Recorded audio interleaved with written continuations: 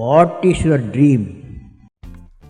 நீங்கள் ஆங்கிலமோ வேறு ஒரு மொழியோ உபயோகிக்கும் பொழுது அந்த தருணத்தில் சரியான இலக்கண நடையோடு உரையாடுவதே குறைந்தபட்ச எதிர்பார்ப்பு. அதற்கு மேல் யாவும் வொகாபுலரி, சொல்வளம். நீங்கள் மொழி ஆளுமையை இலக்கணத்திலிருந்தே கட்டமைக்க முடியும். உண்மையில் இலக்கணமும் கணிதவியல் தான். கணிதத்தை போலவே இலக்கணமும் முறையாக கட்டமைக்கப்பட்ட அறிவு.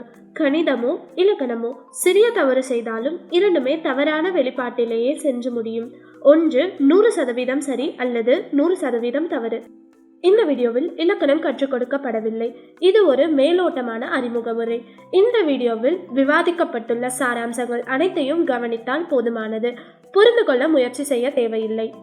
இந்த படத்தை வெவ்வேறு நபர்களிடம் காண்பித்து விவரிக்க சொன்னால் நமக்கு 3 விதமான சொற்றொடர்கள் கிடைக்கப் பெறலாம். The boy holds a cute puppy in his arms. The boy is holding a cute puppy in his arms. The boy do hold a cute puppy in his arms. இந்த 3 வாக்கியங்களும் present tense என்று சொல்லப்படுகின்ற இலக்கண நடையின் வெவ்வேறு வடிவங்கள் கொண்ட வாக்கியங்களாகும். present factual, present continuous, habitual, present emphatic. இதில் உள்ள verb வினைச்சொல் ஒரு சிறுவன் ஒரு நாய்க்குட்டியை நிகழ்காலத்தில் கையில் வைத்திருப்பதை உணர்த்துகின்றது. இச்சொடரில் உள்ள மற்ற வார்த்தைகள் வேறு இலக்கண பணிகளை செய்கின்றன.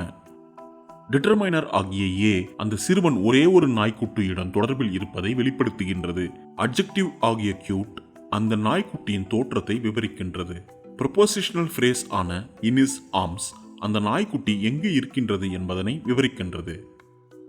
தலைகீழாக இந்த 3 வாக்கியங்களையும் இந்த படத்தை பார்க்காத ஒரு நபரிடம் நீங்கள் கூறினால் அவர் ஏறக்குறைய ஒரே விதமான காட்சியை உருவகப்படுத்திக் கொள்வார்.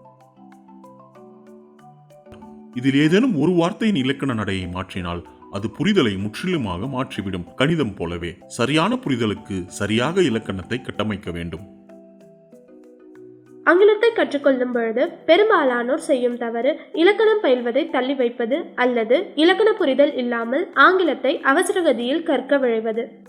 உண்மையில் நீங்கள் வெகு விரைவில் இலக்கணத்தை கற்றுக்கொள்ளலாம். அதன் பிறகு நீங்கள் செய்வதெல்லாம் வொகாபுலரி, சொல்வளத்தை பெருக்கிக் கொண்டே செல்வது. ஆங்கில கல்வியை இலக்கணத்தில் இருந்துதான் தொடங்க வேண்டும். அதுதான் சரியான நடைமுறை. இந்த தொடரில் வரும் அடுத்த வீடியோவை பார்க்க காத்திருங்கள். இந்த வீடியோ உங்களுக்கு பிடித்திருந்தால் லைக் பண்ணுங்க, ஷேர் பண்ணுங்க, கமெண்ட் பண்ணுங்க. மறக்காம இந்த சேனலை சப்ஸ்கிரைப் பண்ணுங்க. நன்றி, வணக்கம். You have to excel in the education.